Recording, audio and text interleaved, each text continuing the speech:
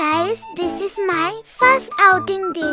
আজকে আমি আমার ফ্যামিলির সাথে আউটিং এ যাচ্ছি।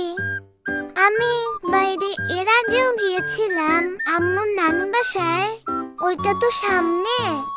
আজকে তো একটু দূরে যাচ্ছি আম্মুর খালামুনির বাসায়। প্রথমে সিএনজি নিয়ে আমরা মিরপুরের উদ্দেশ্যে রওনা দিয়ে দিলাম।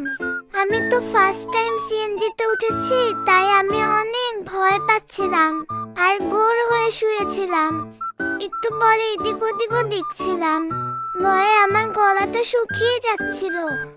আর বাইরে এত পলিউশন আর গাড়ির এত সাউন্ড, কি আর বলবো। তারপরে আম্মু আমাকে বল বের করেও দিল, কিন্তু আমার কিছুই ভালো লাগছিল না তখন। আর নানু আমাকে খাবারও দিচ্ছিল, কিন্তু আমার একদম খেতে ইচ্ছা করছিল না কিছু। আমি অনেক স্ট্রেসে চলে গিয়েছিলাম। এখন আমি নানুর কোলে বসে বাইরের ভিউ দেখছি আর এনজয় করছি। তারপর আমি রিয়েলাইজ করলাম ভয়ের কিছু নাই, অনেক সুন্দর রাস্তা। জানো আজকে আমরা কার বাসায় যাচ্ছি? দুইটা কিউট বেবির বাসায়। ওরা অনেক সুইট, আমাকে অনেক আদর করে। এই এই তো দেখতে দেখতে আমরা চলেই আসলাম।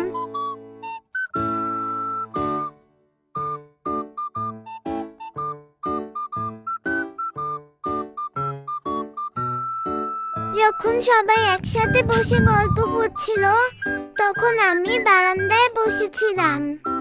আর সেদিন তো অনেক হট ডে ছিল। আর আমি বারান্দা দিয়ে একটা ক্যাটকেও দেখছিলাম আমার মতো, পুরো হোয়াইট কালার। জানো একটু পরে আম্মু আমাকে লাঞ্চ করতে দিল, কিন্তু আমি নিজের খাবার না খেয়ে হুমায়রা আপুর চকলেট খেতে যাচ্ছিলাম। আচ্ছা, তোমাদের সাথেও কি এমন হয়? নিজের খাবার না খেয়ে অন্যের খাবার দেখলে খেতে ইচ্ছা করে? আমি তো আর খেতেই পারলাম না। জানো কোনো নতুন জায়গায় গেলে আমি কিছুই খেতে পারি না, চুপ করে বসে থাকি। আমি অনেক স্ট্রেসে চলে যাই। আর একটু পরে আমি দুষ্টামি করতে করতে ওদের বেডের নিচে চলে গিয়েছিলাম। সবাই আমাকে খুঁজছিল। সেখানে গিয়ে আমি আরো কি কি করলাম এটা নেক্সট পার্টে বলবো। আমার পেজটি ফলো দিয়ে রাখো।